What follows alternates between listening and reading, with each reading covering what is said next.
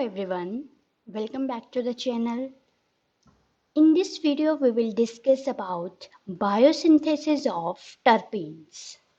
So firstly हम biosynthesis के बारे में डिटेल्स में स्टडी करने से पहले हम देखेंगे that what are the terpenes and what is their chemical structure. So last video में भी मैंने आपको primary metabolites and secondary metabolites के बारे में बताया था. So terpenes, these are also secondary metabolites and they are the largest class among the secondary metabolites.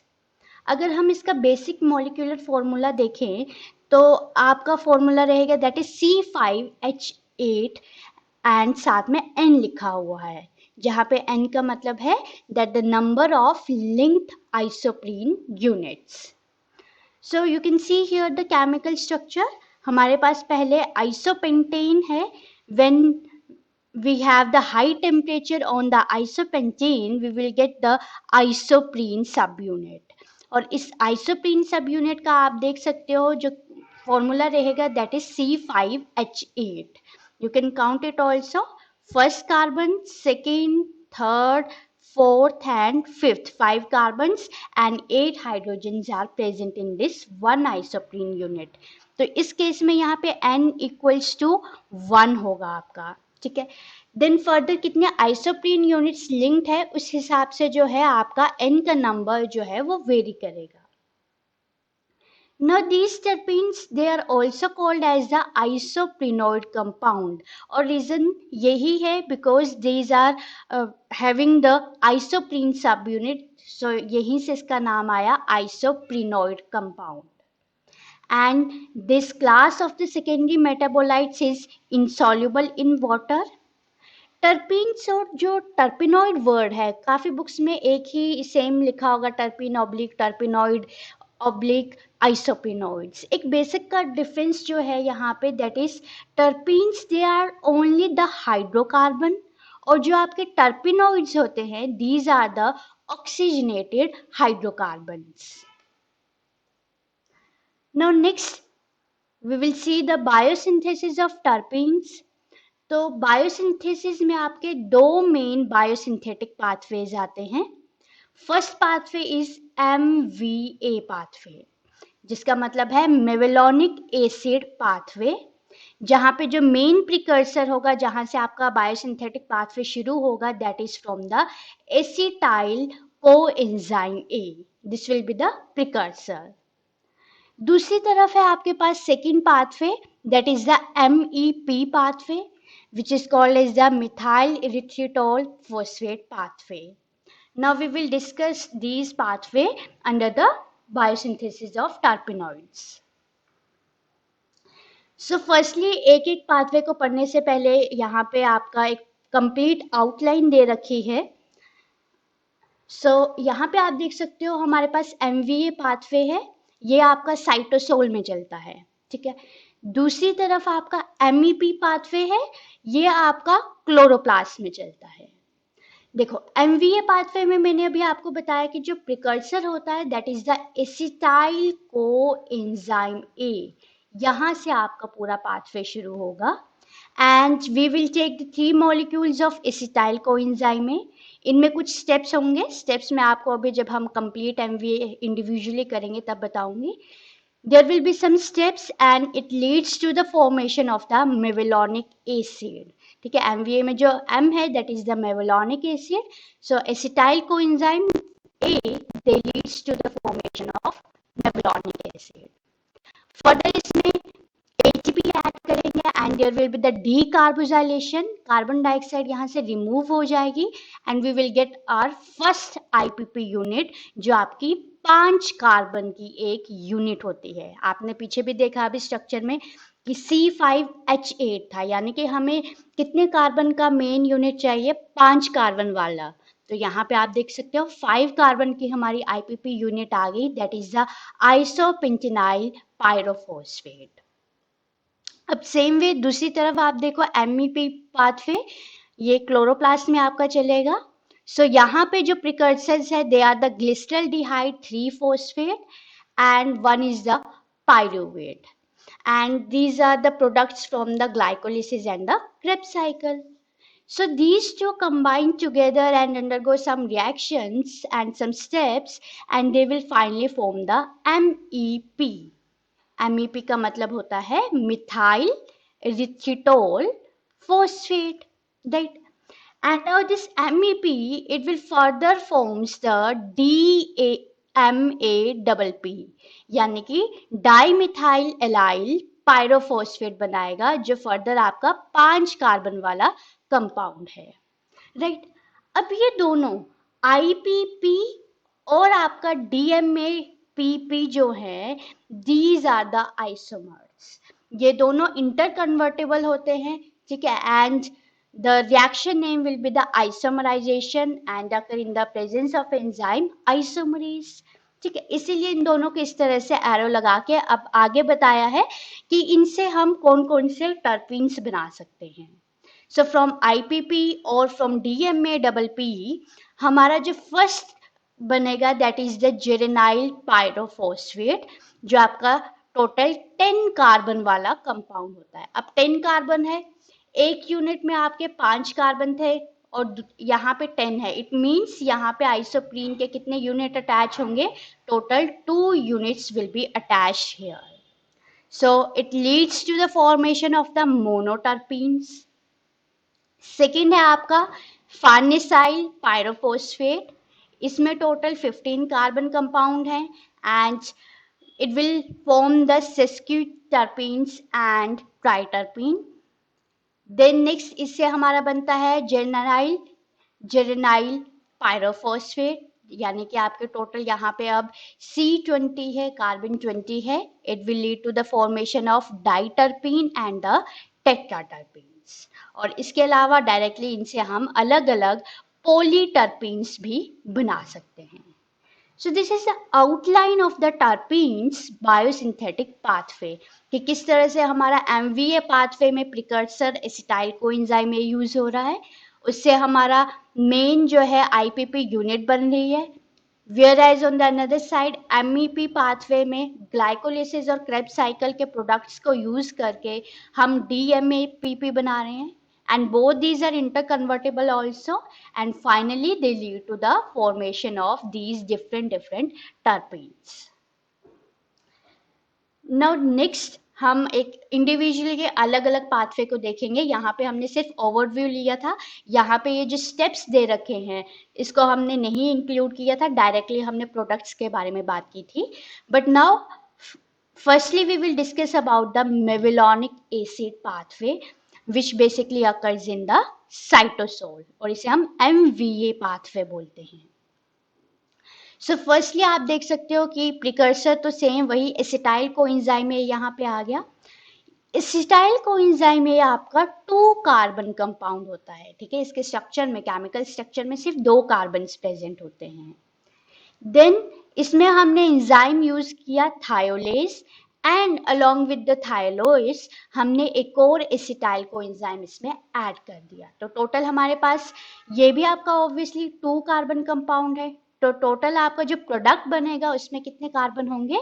We will have the 4 carbons here, right.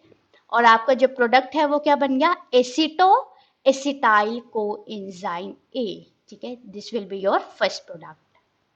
Now next again हमने acetyl coenzyme A add करना है, because आपने पीछे अभी देखा कि 3 molecules हमने acetyl coenzyme के लिए हैं. So this one will be the first, ये आपने सेकेंड ऐड किया. अब हम थर्ड एसिटाइल कोएंजाइम में ऐड कर रहे हैं with the help of the enzyme HMG coenzyme A synthase. और HMG का मतलब है यहाँ पे hydroxy methyl glutaryl. So we will have the product 3-hydroxy 3-methyl glutathione coenzyme A, जिसको हम डायरेक्टली HMG कोएंजाइम A भी बोलते हैं. देन नेक्स्ट इज हमें मेविलोनिक एसिड बनाना है, तो यहाँ पे रिडक्शन होगी. So the enzyme here used is HMG coenzyme A reductase enzyme. So finally we will get the mevalonic acid, जो आपका टोटल 6 कार्बन वाला एक कंपाउंड होता है. अब हमें बनाना क्या है, आईपीपी यूनिट बनानी है ना, और वो कितने कार्बन वाली होती है, 5 कार्बन वाली। तो यहाँ पे आप देख सकते हो 6 कार्बन वाला हमारे पास कंपाउंड ऑलरेडी बन गया है। We have to remove only the 1 carbon from here to get the 5th carbon compound. So next is the pyrophosphorylation. Pyrophosphorylation का मतलब होता है we are adding 2 phosphate here. ठीक है, तो आप देख सकते हो यहाँ पे नेक्स्ट आपका कंपाउंड जो बन गया that is the mevalonic acid 5 diphosphate, यानी कि आपका जो 5th पोजीशन होगी, 5th नंबर वाला जो कार्बन होगा उसके ऊपर 2 फॉस्फेट हैं, diphosphate, right. So this will be your pyrophosphorylation, means the addition of 2 phosphates. Now next is we have to remove the carbon to get 5 carbon compound. तो हम कैसे remove करेंगे, with the help of decarbosylation, यानी कि CO2 को हम remove कर देंगे यहाँ से, and we will now get the isopentenyl diphosphate. Further the step takes place is the dehydration, and we will get the isopentenyl diphosphate.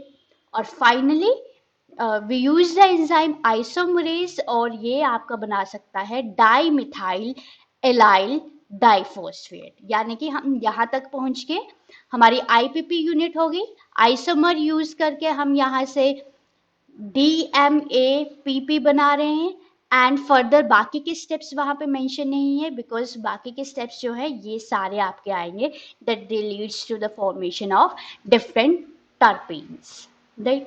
तो ये आपका मेवलॉनिक एसिड पाथवे है.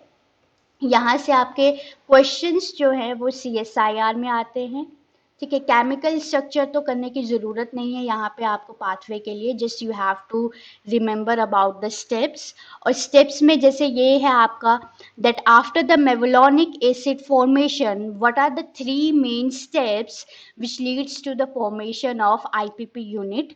तो यहाँ पे आप देख सकते हो आपको सीक्वेंस में लिखने होते हैं. सो phosphorylation, decarbosylation and dehydration, these are the main 3 steps which leads to the formation of IPP unit. ठीक है, ये क्वेश्चन जो है आपके CSIR में आया भी है. So from here direct questions आते हैं, आपको डायरेक्टली पूछा होगा that in the formation of the terpenoids which pathways are involved. Option में जैसे आपको मेवलॉनिक एसिड है, मेलोनिक एसिड पाथवे भी है, शिकेमिक एसिड पाथवे भी है, तो आपको पता होना चाहिए कि फिनोलिक्स में कौन से पाथवे यूज थे और टर्पिनॉइड के लिए आपके कौन से पाथवे यूज हो रहे हैं.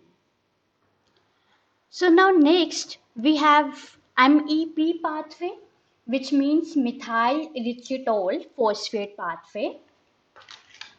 तो यहाँ पे भी आप देख सकते हो पिछली स्लाइड में जो आपको मैंने आउटलाइन दी थी वहाँ पे डायरेक्टली मैंने प्रिकर्सर्स यूज किए थे और प्रोडक्ट को लेके आपको बताया था कि कैसे हमारे टर्पीन सिंथेसिस होती है. अब यहाँ पे हम इन स्टेप्स को थोड़ा डिटेल में देखेंगे. So firstly is the MEP pathway में हमारे 2 main product from the glycolysis and from your Krebs cycle हम लेंगे, दैट इज ग्लिसरल्डिहाइड 3-फॉस्फेट आ गया आपका, और साथ में आ गया आपका pyruvate. They come together and they form the 1-deoxy D-xylulose 5-phosphate, and this reaction takes place in the presence of enzyme DXS, ठीक है, जिसे हम बोलते हैं deoxyxylulose 5-phosphate synthase. बेसिकली जो आपका प्रोडक्ट बन रहा है ना यहाँ पे उसी के ऊपर जो है आपका मेन एंजाइम का नाम दिया गया है, बस लास्ट में जैसे सिंथेज, काइनेज, आइसोमरेज इस तरह से वर्ड्स ऐड किए हैं according to the nature of the reaction. तो यहाँ पे देख सकते हो आप DXS एंजाइम जो यूज किया है, D का मतलब डिऑक्सी, X का मतलब जाइलुलोज, S का मतलब यहाँ पे S फॉर द सिंथेज. ठीक है, तो यही जो आपका कंपाउंड का नेम है बस उसके लास्ट में सिंथेज यहाँ ऐड किया गया है. Now next will be the enzyme DXR which leads to the formation of 2C-methyl D-erythritol 4-phosphate, that is the MEP, methyl erythritol phosphate, जिसके ऊपर आपका ये पाथवे का नाम भी है, यानी कि आपका मेन प्रोडक्ट यहाँ पे बना है. And the enzyme used is the DXR, that is deoxyxylulose 5-phosphate, reducto isomerase. ठीक है, अब देखो बाकी नाम सेम है, सिर्फ लास्ट में चेंज हुआ है। रिडक्टो आइसोमरेज मीन्स यहाँ पे आइसोमराइजेशन हुई होगी and along with that reduction हुई होगी। Next is the formation of 4-diphosphosachidyl 2C-methyl D-erythritol, and this occur in the presence of enzyme CMS, means the diphosphosacetyl 2C dimethyl erythritol synthase। यानी कि same आपका वही compound है but last में आपने synthase add किया है। Then next we have the formation of diphosphosacetyl 2C-methyl D-erythritol 2-phosphate। यानी कि सिंपल आप देखो क्या चेंज आ रहा है दोनों में, यहाँ पे आपका सेकेंड पोजीशन पे फोस्फेट ऐड हो रहा है, मीन्स फोस्फोडाइलेशन हो रही है स्टेप में in the presence of enzyme CMK। ठीक है, C for cytidyl, M for methyl and K का मतलब है यहाँ पे kinase. Next is the MCS enzyme leads to the formation of methyl D-erythritol 2,4-cyclodiphosphate, and next will be the formation of 4-hydroxy-3-methyl-bute 2-enyl diphosphate in the presence of enzyme HDS, where HDS means hydroxy methyl bute diphosphate synthase enzyme। And finally यहाँ से IgS enzyme की presence में हमारे पास IPP सब unit बन जाएगी और आपका DMAPP सब यूनिट बन जाएगी। ठीक है, and as we know already they can be interconvertible, isomerase enzyme use करके IPP can be converted into DMAPP and vice versa, and finally this will lead to the formation of the geranyl diphosphate, which further leads to the formation of these diterpenes, carotenoid, phytol, यानी कि आपके अलग अलग terpenes बनाएंगे। और दूसरी तरफ इन्हीं से जेरेनाइल डाइफोस्फेट को यूज करके हम मोनोटर्पीन्स बना सकते हैं। ठीक है, so these are your steps under the MEP pathway, right. Now the reason कि मैंने यहाँ पे पिछले आपको आउटलाइन जो बताई थी वहाँ पे मैंने सिर्फ फर्स्ट 2 प्रिकर्सर यूज करके आपको मेन MEP प्रोडक्ट और मेन आपका DMAPP बताया था, बिकॉज अभी तक पैटर्न जो देखा गया है CSIR में वहाँ पे डिटेल साइकिल को नहीं पूछा गया है, डायरेक्ट क्वेश्चंस आए हैं। या तो ये पूछ लिया कि MEP पाथवे किसकी सिंथेसिस के लिए यूज होता है, या प्रिकर्सर्स कौन से हैं, या क्या मेन एंड प्रोडक्ट होगा, तो इस तरह से क्वेश्चंस पूछे जाते हैं। एंड साथ में मैंने आपको ये MEP पाथवे के पूरे स्टेप्स की डिटेल बता दी, बिकॉज आपके जो बोर्ड या यूनिवर्सिटी के एग्जाम्स होते हैं फॉर योर PG क्लासेस, तो वहाँ पे आपको ये डिटेल्स लिखनी है कि कौन सा स्टेप जो है कैसे कौन सा एंजाइम यूज करके बना रहा है। ठीक है, and there is no need to go in details कि आप केमिकल स्ट्रक्चर बनाओ और उसको साथ में आप बताओ, no, it is sufficient for life sciences students कि आप पूरा MEP पाथवे का स्टेप वाइज एंजाइम कौन से यूज हुए वो आप यहाँ पे लिख दो। नाउ नेक्स्ट हम देखेंगे about the classification of terpenes. ठीक है, अभी हमने बायोसिंथेसिस देख ली, बट उसके साथ हमें क्लासिफिकेशन, उनके मेन इकोलॉजिकल सिग्निफिकेंस या हम बोल सकते हैं फंक्शंस क्या है, कौन कौन से आपके मेन टर्पीन्स हैं, यहाँ से भी आपके डायरेक्ट CSIR के क्वेश्चन बनते हैं। So this is also important part. So classification में हमने बेसिकली दी है on the basis of number of isoprene units present in their structure. अभी आपको याद होगा बेसिक स्ट्रक्चर में मैंने आपको बताया C5 एंड H8 होता है, जिसके साथ आपका N लगा होता है representing the number of isoprene units. तो वही उसी के बेसिस के ऊपर हमारी जो है ये पूरी की पूरी क्लासिफिकेशन है। सो फर्स्ट हमारा आ गया, हम देखेंगे कार्बन एटम कितने हैं, name of the class depending upon the carbon atoms, उनमें कितने आइसोप्रीन यूनिट्स अटैच्ड हैं, एग्जाम्पल क्या है, और इस एग्जाम्पल की इकोलॉजिकल सिग्निफिकेंस क्या है। सो फर्स्टली अगर टोटल 5 कार्बन एटम्स प्रेजेंट हों, तो हमें पता है 5 कार्बन वाला तो मेन बेसिक स्ट्रक्चर ही है, जिसको टोटल आइसोप्रीन यूनिट में 5 कार्बन है, तो इनको हम बोलते हैं हेमीटर्पीन्स। ठीक है, the name is hemiterpene of the class, और इनमें as we know only the one isoprene unit is present. इसका एग्जाम्पल है आपका टिग्लिक एसिड, जिसकी मेन इकोलॉजिकल सिग्निफिकेंस है, it can be use for making the perfume and as well as it is used for the flavoring agents. Now next is in which we have total 10 carbon, तो 10 carbon का मतलब हो गया 5 unit वाला एक isoprene और 5 unit वाला अलग से, यानी कि टोटल यहाँ पे कितने आपके आइसोप्रीन यूनिट हो गए, 2 isoprene units, and we call it as the monoterpene. ठीक है, अब यहाँ पे कंफ्यूज नहीं होना कि मोनोटर्पीन को आप रिलेट कर दो आइसोप्रीन यूनिट के साथ कि मोनो मीन्स 1 यूनिट, नो। यहाँ पे मोनोटर्पीन क्लास उसे बोला गया है जहां पे आपके एक एक्स्ट्रा आइसोप्रीन यूनिट लगा है, एक्सेप्ट आपके एक मेन बेसिक आइसोप्रीन यूनिट के अलावा भी एक यूनिट है। ठीक है, तो उसे हम मोनोटर्पीन बोलेंगे। एग्जाम्पल में आप देख सकते हो मेंथोल है। मेंथोल एक ऐसा आपका टर्पिनॉइड है जिसका स्ट्रक्चर साइक्लिक होता है and it is used in a flavouring purposes. Then pyrethroids हैं which have the insecticidal activity. Then camphor and limonene है, they have the medicinal values. Next is about the next class, that is the sesquiterpene। तो यहाँ पे आपके total 15 carbon present हैं, और 15 carbon का मतलब 5 की एक unit. Then next we have one more unit of the isoprene and next again 1, तो टोटल आप देख सकते हो कि कितनी यूनिट्स हो गई यहाँ पे, we will have the 3 isoprene units. ठीक है, example abscisic acid which is a important phytohormone, plant hormone है ये एक। Then farnesol, farnesol have a perfumery raw material use. Then पेंटेलो lactone which is a antibiotic, then gossypol which is anti-cancer role, and capsidol which is a phytoalexin।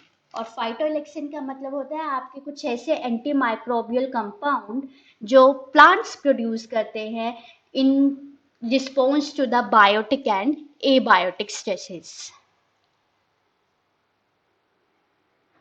Next carbon atom जहां पे आपके total 20 carbon present हैं, उस class को हम बोलते हैं डाइटरपीन। टोटल यहाँ पे अब आप देख सकते हो डायरेक्ट 4 आइसोप्रीन यूनिट्स होंगी। एग्जाम्पल में हमारे पास टेक्सोल है जिसका यूज जो है that is it is a anti cancer drug. ठीक है, दिस इज इम्पोर्टेंट, CSIR में क्वेश्चंस जो है इसी तरह के प्लॉट होते हैं। ये जो भी डायरेक्ट आपको एग्जाम्पल दे रखा है उनका इकोलॉजिकल सिग्निफिकेंस दे रखी है, this is very very important for your GATE and CSIR exams. Then dihydroleucodine, it is an antioxidant. Then we have gibberellin, again very important, which is a phytohormone. Then casein, it is again a phytoalexin, means it is produced by plants during the unfavorable or the stress conditions. Then next आपकी class आती है triterpene, जिसमें total आपके 30 carbon atoms present होंगे, and isoprene units की बात करें तो टोटल 6 आइसोप्रीन यूनिट्स यहाँ पे होंगी।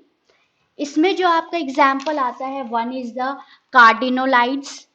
कार्डिनोलाइड्स आपके ग्लाइकोसाइड्स होते हैं और इनका जो यूज है that is the therapeutic use, and these are very very toxic for the higher animals. Then next example है sitosterol which is a membrane component. Then brasinosteroid, this is a phytohormone. Next class is the tetraterpene, जिसके अंदर आपका 40 carbons आते हैं जिसमें 8 isoprene units present होंगी। And example in this is beta carotene, जो आपका एक मेन प्लांट पिगमेंट है। Then next category is of the polyterpene, where you will have more than 8 carbon atoms. इसके एग्जाम्पल हैं आपके chlorophyll, which is having the main important role in the photosynthesis process. Then plastoquinone है, which basically you studied during your Z scheme under the plant physiology. Electron transport में इसका main important role होता है। Then rubber, तो rubber आपको पता है it has the main industrial raw material properties. So this is about the classification of terpene. अब देखो यहाँ पे क्लासिफिकेशन में एक और चीज जो है आपको ध्यान देने की जरूरत है। मैंने आपको इनिशियली बोला कि ये एक सेकेंडरी मेटाबोलाइट है, ठीक है, बट यहाँ पे काफी आपको इस तरह के एग्जाम्पल देखने को मिले जो आपके प्राइमरी मेटाबोलाइट्स होते हैं। अब हम उसी के बारे में बात करेंगे। So you can see here that several terpenes, अभी जो क्लासिफिकेशन मैंने बताई आपको, तो वहां पे हमने देखा कि बहुत ज्यादा टर्पीन्स जो हैं वो आपके डायरेक्टली इन्वॉल्व है प्लांट ग्रोथ एंड डेवलपमेंट में, जबकि हम डेफिनेशन में पढ़ते हैं कि secondary metabolites they should not have the direct role in the plant growth and the development, ठीक है। इट मीन्स वो आपके कैसे हैं, प्राइमरी मेटाबोलाइट है। तो इसका मतलब क्या है कि जरूरी नहीं कि आपके सारे के सारे टर्पीन्स वो आपके सेकेंडरी मेटाबोलाइट हों, वो आपके मेन एक सेकेंडरी मेटाबोलाइट पाथवे से बन सकते हैं और उनका जो मेन रोल रहता है that is directly with the development of the plants.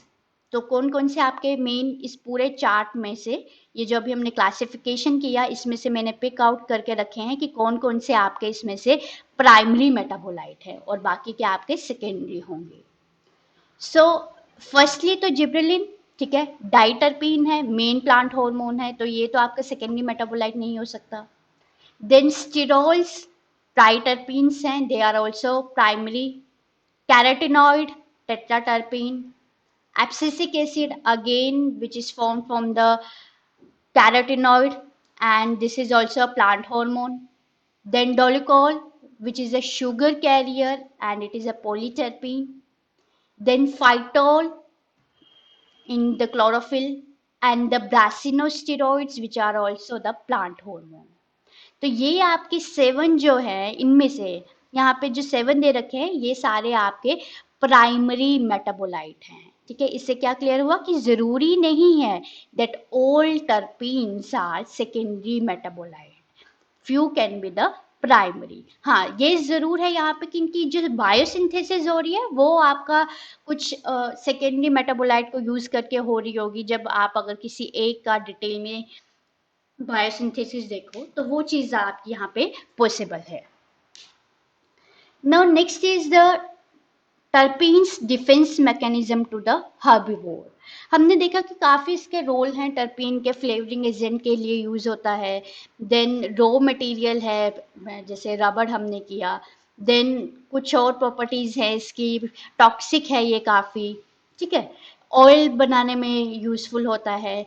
तो इसी तरह से एक मेन है इसका कि टर्पीन्स जो हैं basically these showing the defence mechanism to the herbivores. तो कौन कौन से टर्पीन्स हैं वो हम देखेंगे। Again these 7 are very very important because देखा गया है कि CSIR और गेट एग्जाम में इनसे डायरेक्ट क्वेश्चंस आए भी हैं और रेपिटेटिवली अलग अलग फॉर्म में इनके क्वेश्चंस आते रहते हैं।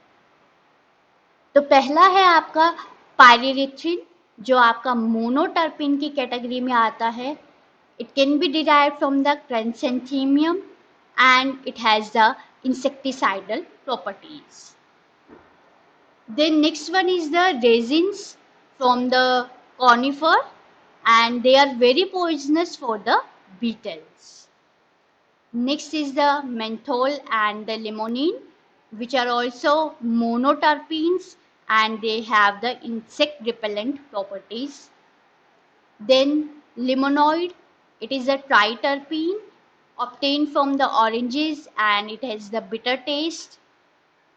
Then azadirachtin, it is also poisonous for the insect. और एजेटिक जो है हम नीम प्लांट के लिए वर्ड यूज करते हैं, तो आपको पता है अच्छे से कि नीम प्लांट की कितनी ज़्यादा प्रॉपर्टीज रहती हैं, जिनमें से एक आपकी है insecticidal properties. Then next is the phytoecdison, which is a molting hormone, and it can be obtained from the polypodium, and this is very deadly steroid for the insects. Then next one is the saponin. So saponin is a steroid and a triterpene, and it can damage the digestive system and the cell membrane. और ये जो आपको saponin है, इसका नाम saponin क्यों दिया गया है? रीजन है because it has the soft like properties, और इसमें दोनों that is the lipid soluble और वाटर सॉल्युबल एलिमेंट्स जो हैं वो एक ही मॉलिक्यूल में प्रेजेंट होते हैं, जो इसको एक डिटर्जेंट प्रॉपर्टीज या सॉफ्ट लाइक प्रॉपर्टीज जो हैं वो प्रोवाइड करते हैं. सो ये आपके आगे terpenes which show the defense mechanism to the herbivore. ठीक है, तो these are very very important. Question कैसे पूछ सकते हैं? या तो मैच द कॉलम में दिया जाता है गेट एग्जाम में मोस्टली, कि एक तरफ आपको टर्पिन के नाम दे रखे और दूसरी तरफ आपको इस तरह से insecticidal property, then component of the cell membrane, इस तरह से आपको एक चार्ट दे रखा है, you have to match out.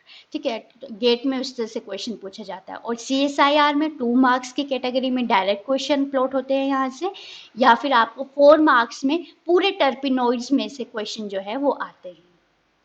So this is all about the terpenes, about the biosynthesis of terpene and the classification of terpenes. With that, we discuss about the ecological significance. So I hope you liked the video. Please share and subscribe the channel and stay tuned with us for more videos. Thank you.